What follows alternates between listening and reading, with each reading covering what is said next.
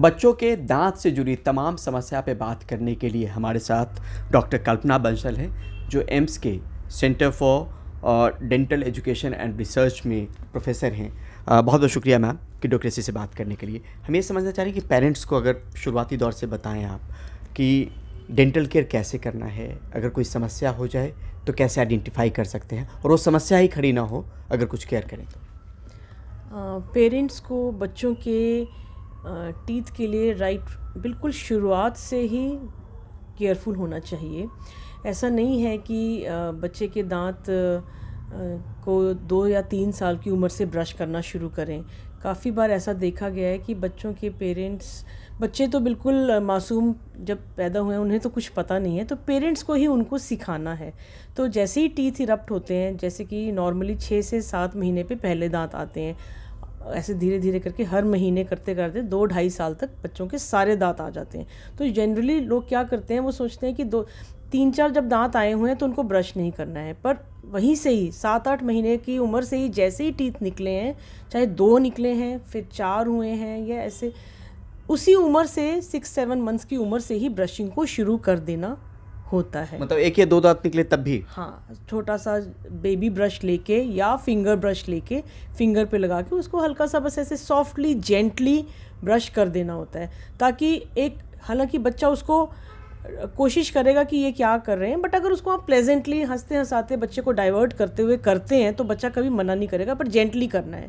और एक regular habit के फॉर्म में आप बच्चे को नहलाते भी हैं, वो भी एक नॉर्मल एवरीडे का काम है, रोज़ का काम है। तो इसी तरीके से जैसे ही टीथ निकलते हैं तभी से ही ब्रशिंग को शुरू कर देना होता है। इसमें कोई ये डिले नहीं है कि 1 साल की उम्र के बाद शुरू करना होता है या जब सारे दांत आ जाएंगे तब शुरू करना है। सो ब्रशिंग को, क्योंकि उसी हिसाब से बच्चों के अंदर मुंह के अंदर भी कीटाणुओं का डेवलपमेंट होता है। यदि आपके बच्चे को आप बार बार या नॉर्मल बॉटल में या मिल्क दे रहे हैं जिसमें कि मीठा है और ब्रशिंग हो ही नहीं रही, तो एक ऐसे तरीके का माइक्रोबायोम डेवलप होता है जिससे कि कैविटीज़ बनने का चांसेस ज़्यादा हैं। तो यदि रेगुलर वे में वो साफ़ रहेंगे, क्लीन रहेंगे, वो बायोफिल्म जिससे कि कैविटीज़ बनती हैं वो डेवलप ही नहीं होगा, वो कीटाणु कम मात्रा में रहेंगे तो डेवलप ही नहीं होगा। तो इसलिए बहुत ज़रूरी है कि ब्रशिंग को जो शुरुआत करनी है वो जब बच्चे के दांत आ जाएं, 6-7 महीने या जब भी उसके 8, जो हर बच्चे के टीथ अपने टाइम टेबल से इरप्ट होते हैं, तो अर्लीस्ट पॉसिबल ये कह लें। और उससे भी पहले जब बच्चा जन्म भी लेता है तब भी उसका विदिन, जब उसका हर फीड के बाद एक नरम साफ गीले कपड़े से उंगली के ऊपर रैप करके उसके बच्चे के गम पैड्स को सॉफ्टली जेंटली क्लीन कर देना होता है आफ्टर एवरी फीड। क्योंकि नहीं तो एक, और जीभ को भी, क्योंकि एक हल्की सी दूध की परत जमने लगती है और फिर एक ऐसा माइक्रोफ्लोरा डेवलप होने लग जाता है जो कि वैसे तो एक नॉर्मल बात है कि डेवलप तो होगा ही microflora, which is actually healthy also, but cleaning mouth की भी जो है वो बहुत ज़रूरी होती है। तो दिन में 1 या 2 बार अगर गम पैड को क्लीन कर लें एक नरम कपड़े के साथ, अपनी इंडेक्स फिंगर के ऊपर नरम कपड़ा लपेट के, साफ नरम कपड़ा लपेट के साफ़ कर दिया जाए। ऐसे हमने एक ऐप है हमारी, हेल्दी स्माइल स्वस्थ मुस्कान, उसमें वीडियोज़ में बच्चे की कैसे गम पैड को क्लीन किया जाए वैसा एक वीडियो डाला हुआ है। तो एम्स का ये ऐप आप लोग भी डाउनलोड कर सकते हैं एंड्रॉयड फ़ोन पे, जो हेल्दी स्माइल्स के नाम, हेल्दी स्माइल स्वस्थ मुस्कान, ये 2 भाषाओं में है, हिंदी और इंग्लिश में, और ये एंड्रॉयड फ़ोन पे अभी है और आईफोन एप्पल प्लेटफॉर्म पे भी आने इसी महीने या जैसे भी जल्द ही आने वाली है। और इसमें वीडियोज़ हैं कि बच्चे की ब्रशिंग कैसे की जाए, 3 साल से छोटे बच्चे को कैसे ब्रश किया जाए, 3 साल से बड़े बच्चे, क्योंकि 3 साल से और 4 साल की उम्र तक पेरेंट्स को खुद ही ब्रश करना चाहिए बच्चे का। बच्चे से तो हम उम्मीद नहीं कर सकते बच्चा कि प्रॉपर ब्रश करेगा, वो तो उसको बस एक तरह से इमिटेट तो कर सकता है, कई बच्चे कर भी लेते हैं अच्छे से ब्रश, पर 3 साल से 4 साल से 3 और 4 साल तक बच्चे के से छोटे बच्चों की पेरेंट्स को खुद ही ब्रशिंग करनी चाहिए, बच्चों के ऊपर नहीं छोड़ना चाहिए, सुपरवाइज करना होता है, आगे भी सुपरवाइज करना होता है। टूथपेस्ट कैसा हो मैम? मीठा, नमकीन, अलग अलग तरह के टूथपेस्ट हैं, आप क्या कहते हैं कि क्या होना चाहिए उसके कंपोजिशन में, इंग्रेडिएंट्स में जो टूथपेस्ट इस्तेमाल? देखो, टूथपेस्ट में जनरली ये होता है कि एक फ्लोराइड करके एक एलिमेंट है जो कि पेस्ट में होना चाहिए, और वो आप एक छोटे बच्चे को भी, 6 साल से छोटे बच्चे को भी बहुत कम मात्रा में उसको एक मटर के दाने जितना बेबी ब्रश के ऊपर लगाना है, और ब्रश कर सकते हैं जब अपने आप कर सकते हैं, या 4 साल के बाद बच्चे को खुद भी करने की आदत होनी चाहिए।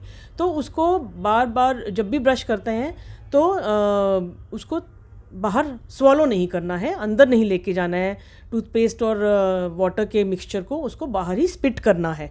और ये ज़रूरी है कि वो अंदर ना लेके जाए, क्योंकि फ्लोराइड का एक ये होता है कि फ्लोराइड जो है उससे अपने बॉडी के सिस्टम में नहीं जाना चाहिए, डेवलपिंग टीथ के लिए ठीक नहीं है। पर इतना फ्लोराइड है भी नहीं, जस्ट एक छोटा सा बहुत कम मात्रा में उसको लगाना होता है।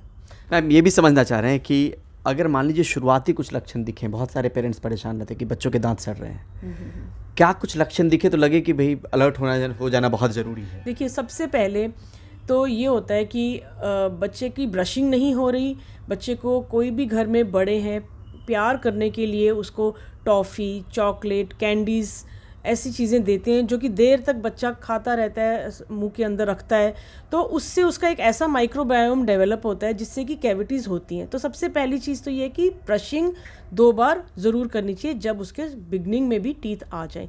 दूसरा जो है खाने पीने में मीठा अवॉइड करना चाहिए, और अगर उसके हल्के फुल्के वाइट्स, जब दांत में कैविटी शुरू होती है तो सबसे पहले वाइट स्पॉट की तरह शुरू होती है, वाइट ब्राउन, धीरे धीरे करके वो ब्राउन स्पॉट बनता है।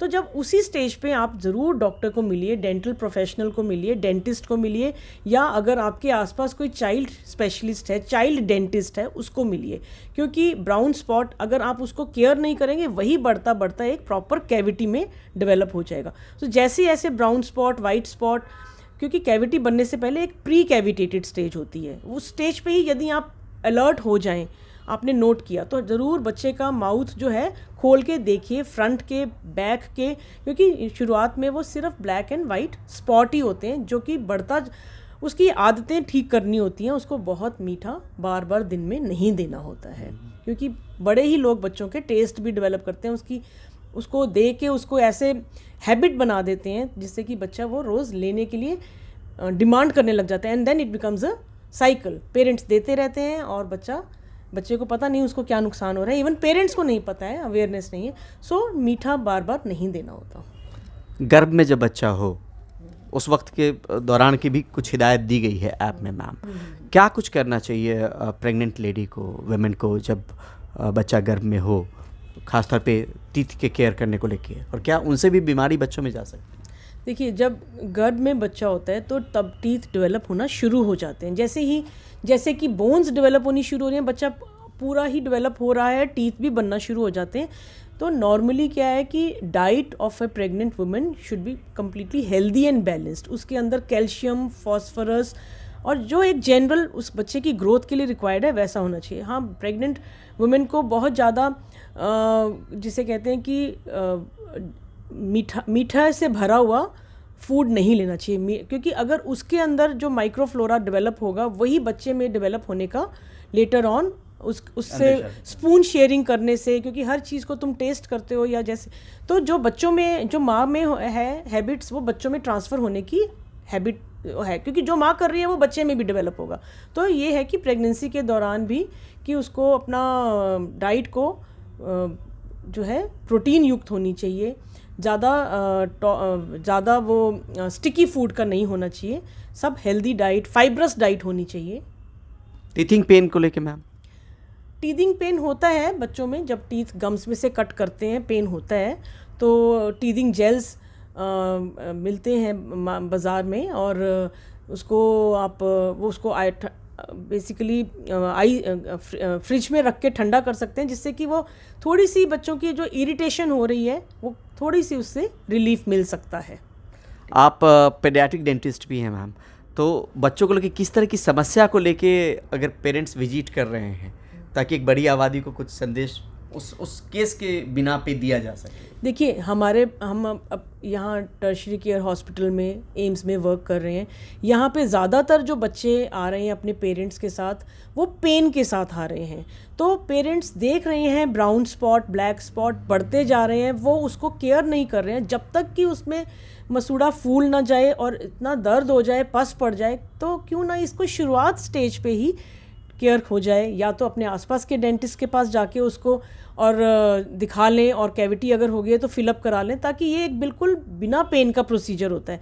पर यदि आप उसको सोचेंगे कि कैविटी आगे बढ़ेगी नहीं, कैविटी तो रोज़ थोड़ा थोड़ा माइक्रो मिलीमीटर में बढ़ रही है, और वो ऐसे करते कराते 3-4 महीने में बच्चे का जो कैविटी है, जो दांत का जो जिसे कहते हैं कि डिके है, वो पल्प तक पहुंच जाता है। अंदर की सबसे अंदर की जो टिश्यू है हर दांत में, वो पल्प है। जब वहाँ पहुंच जाता है तो बहुत तेज़ दर्द होता है, बच्चा इरिटेट हो जाता है, और स्वेलिंग होने का, इन्फेक्शन होने का चांस है।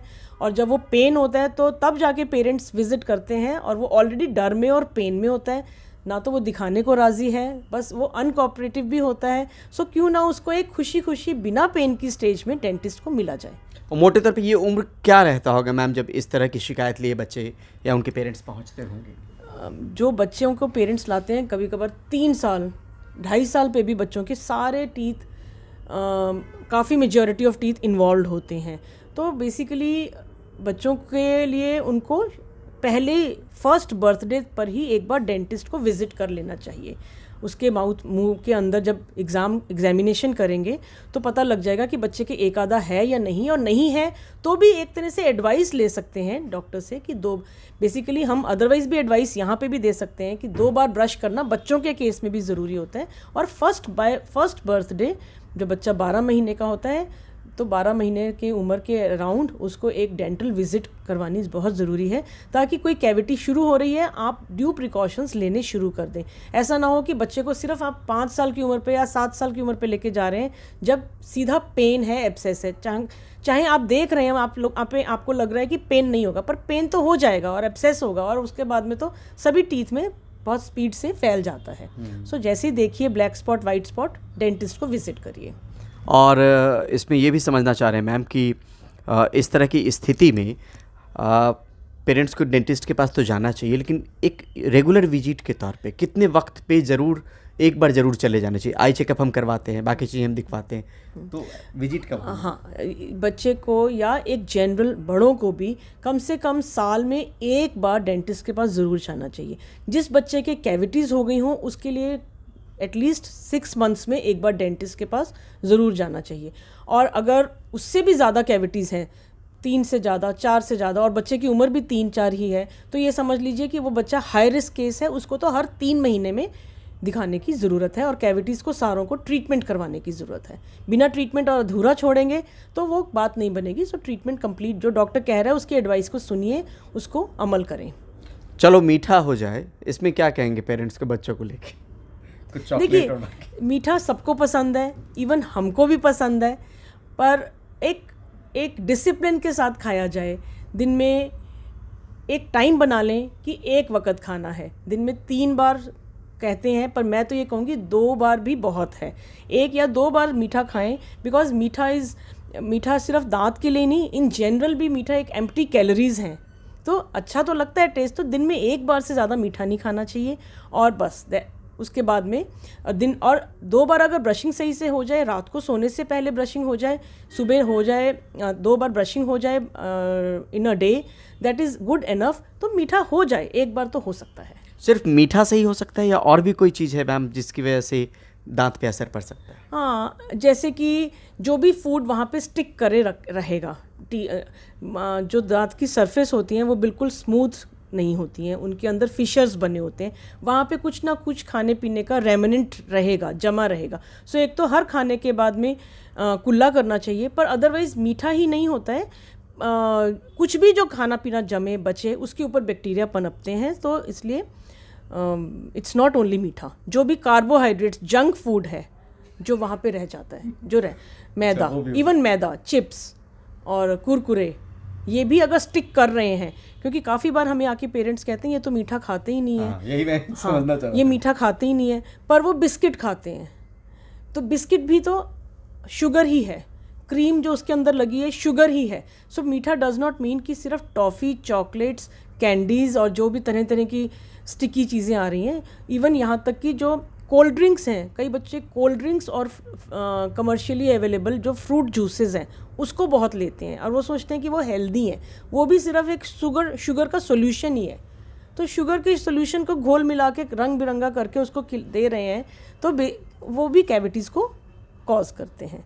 आखिरी सवाल मैम, टूथब्रश को लेकर कि ब्रश करना चाहिए आपको, टंग क्लीन करने को लेकर क्या कहेंगे, कितने उम्र से ये बच्चों की टंग क्लीनिंग भी बाय द एज ऑफ, ये कह लो कि वन ईयर से पहले, जैसे हमने बोला कि टीथ निकलने से पहले भी गम पैड्स को साफ़ करना होता है, तभी से हल्के से सॉफ्टली गम जीभ को साफ़ कर देना होता है। तो इसलिए टंग क्लीनिंग एवरीडे करनी होती है और राइट फ्रॉम द बिगनिंग करनी होती है, जब से जन्म से ही करनी होती है। ठीक है मैम, बहुत बहुत शुक्रिया ma'am, thank you so much.